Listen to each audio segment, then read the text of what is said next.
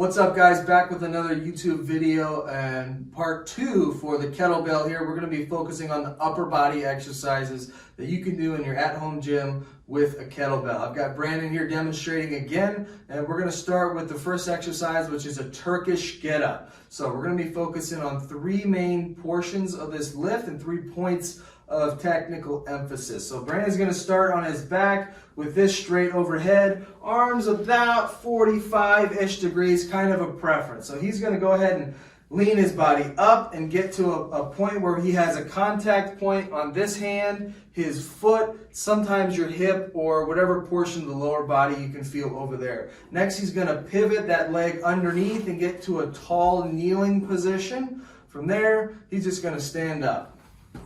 He's going to reverse that exactly the same way he stood up. Go to a knee, going to pivot down to his point, and go back down flat. As you can see, a lot of stress. This is an 18-pound kettlebell. It's still very difficult with an 18-pound kettlebell.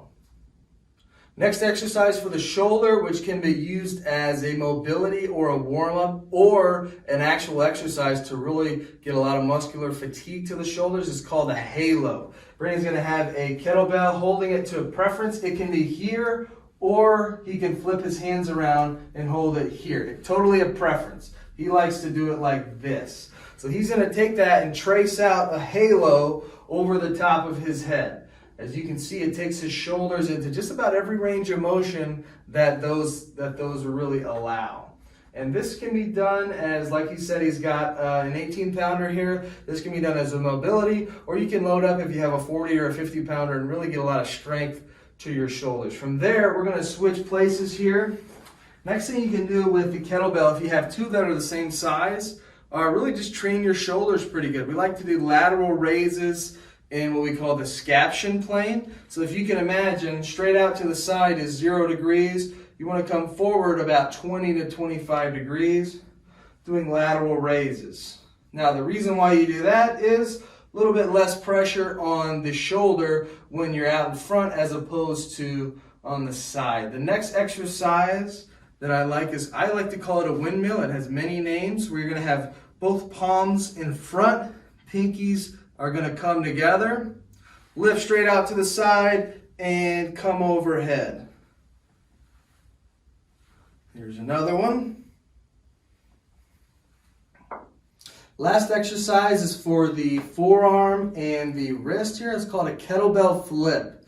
And what you're going to want to do is have a kettlebell laid on its side like this, on something hard that you don't mind it flipping over and banging a little bit. And what you're going to want to do is take the web of your thumb right up where the base of the handle meets the bell. Underhand grip, and what you're going to want to do is get your forearm about perpendicular to the weight and flip it.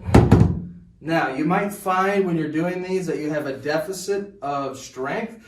You might be able to pronate something heavier than you'll be able to supinate. But the supination port is the same grip as before, and flipping it like that. And so that is it for the upper body and the kettlebell. Stay tuned for more videos. Next week, we're going to go over the pull-up bar and what all you can do in your home gym for the pull-up bar. So guys, make sure you subscribe to our channel, drop a like and a comment. Thanks for watching.